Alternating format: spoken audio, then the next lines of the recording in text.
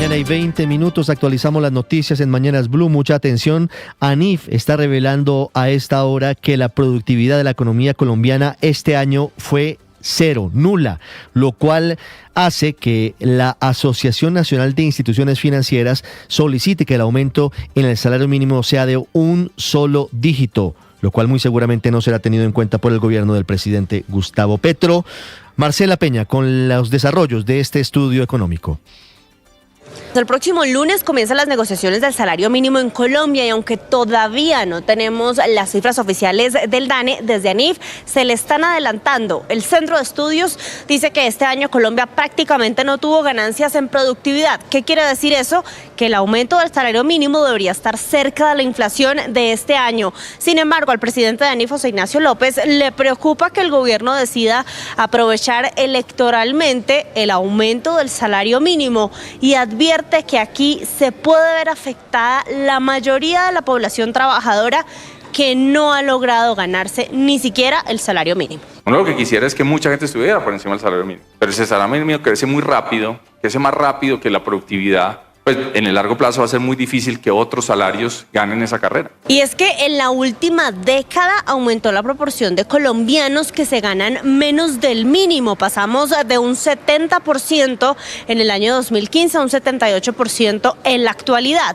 ANIF advierte también que podríamos estar teniendo en el país un fenómeno de empleos más formales, pero más inestables. Gracias, Marcela, y cambiamos de tema porque a propósito de la tensión entre Estados Unidos y Venezuela, el presidente Gustavo Petro insistió en que no debe haber presiones y sí diálogo al referirse al despliegue militar de la administración del presidente Trump. El mandatario, en otra publicación en redes sociales en X, también se refirió al nacimiento de su nueva nieta y cuestionó las políticas de Canadá que impiden el ingreso a exintegrantes del M-19 a ese país. Caterina Ávila. El presidente Gustavo Petro está respondiendo a una de las frases más frecuentes de su homólogo estadounidense Donald Trump.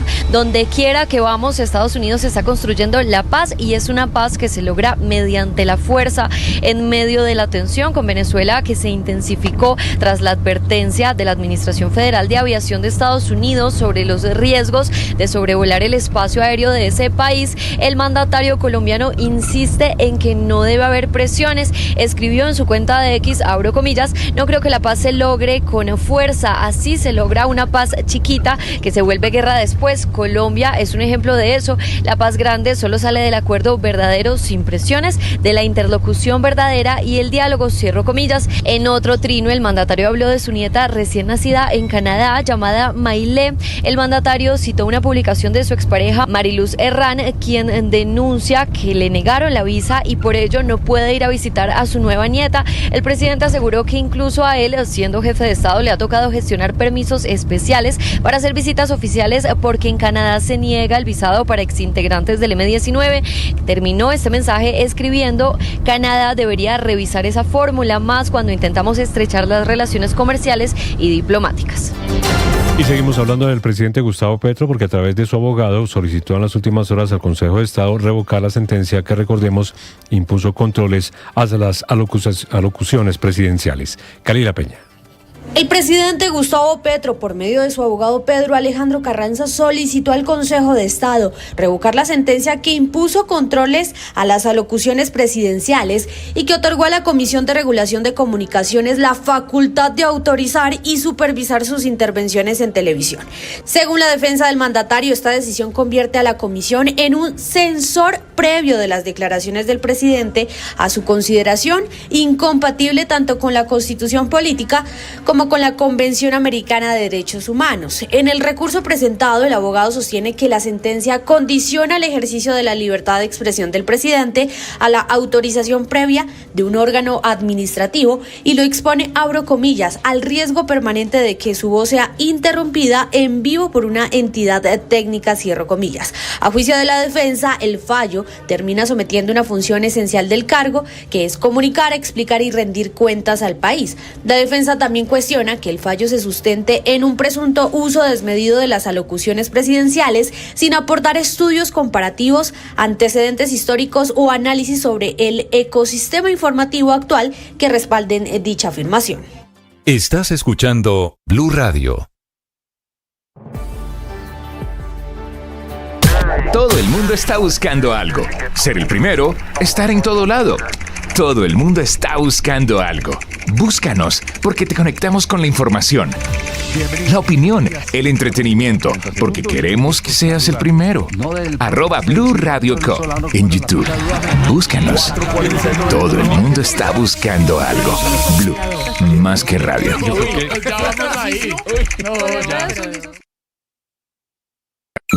Escanea este código y suscríbete a nuestro canal de YouTube, @Blue Radio Co. Y disfruta y participa de la programación de Blue Radio. Blue Radio, le ponemos cara a la radio. Blue Radio, la alternativa.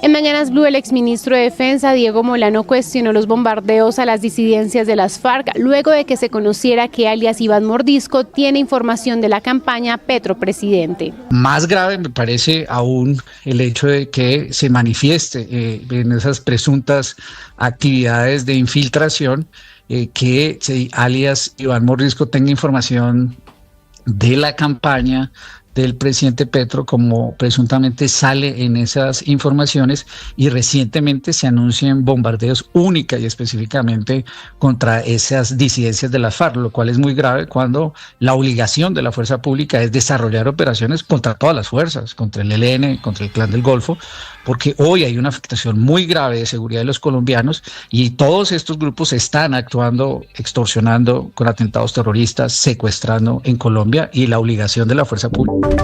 Y ahora en Blue Radio, la información de Bogotá y la región. 10 de la mañana, 27 minutos en Colombia. Iniciamos en Bogotá porque el alcalde de Bogotá, Carlos Fernando Galán, confirmó la captura de 7 personas en flagrancia, integrantes de la banda llamada Los del Carro Rojo, responsable de hurtar varios carros y 2 motos en la noche del jueves 20 de noviembre en la capital del país. Nicolás Rodríguez. Mucha atención porque en Bogotá fueron capturados los integrantes de la banda conocida como Del Carro Rojo, que hurtaron 4 vehículos y 2 motocicletas en la noche del jueves 20 de noviembre.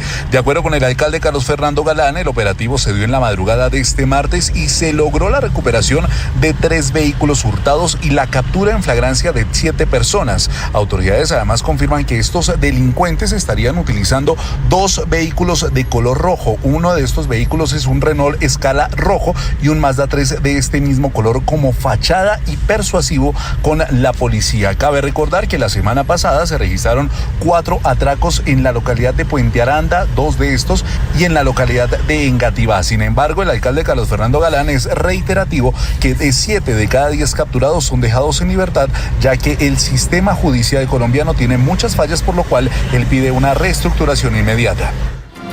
Y disidentes de las FARC siguen instalando vallas en el departamento del Huila, esta vez en el municipio de Campo Alegre. Silvia Lorena Artunduaga. En Campo Alegre, al norte del Huila, fueron instaladas 6 vallas alusivas a la columna Teófilo Forero de la Segunda Marquetalia sobre vías rurales que conducen al perímetro urbano del municipio. Hechos recientes evidencian que esta disidencia viene intensificando su presencia y control en el Huila, donde busca ampliar su zona de influencia. Juan Carlos Casalla, secretario de Gobierno del Huila. Tuvimos conocimiento por reportes del comandante de policía del departamento acerca de la instalación de 6 pasacalles alusivos a la Segunda Marquetaria en la vereda Tres Esquinas, El Esmero, El Tabor y San Miguel, zona rural del municipio de Campo Alegre. Entendemos que tienen una muy alta movilidad, que están en un proceso de expansión territorial. Durante el 2025 ya son 29 vallas las que han sido instaladas por disidencias de las FARC en varios municipios del departamento.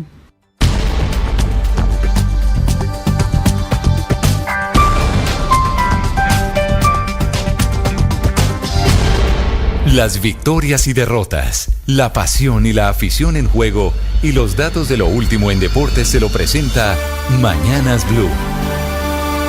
10:29, prográmense Champions, 12:45 del mediodía, Galatasaray frente a Unión San-Gilloise y el Ajax recibe al Benfica. A las 3 de la tarde, la Juventus frente al Bodo Glimt, Chelsea, Barcelona y Manchester City ante Bayer Leverkusen. En nuestra Liga Betplay de Mayor, fecha 3, cuadrangulares semifinales, 7:30 en la noche, Independiente Santa Fe frente a Deportes Tolima. A las 7:15, el servicio será del equipo deportivo de Blue. Los deportes a esta hora en Mañanas Blue.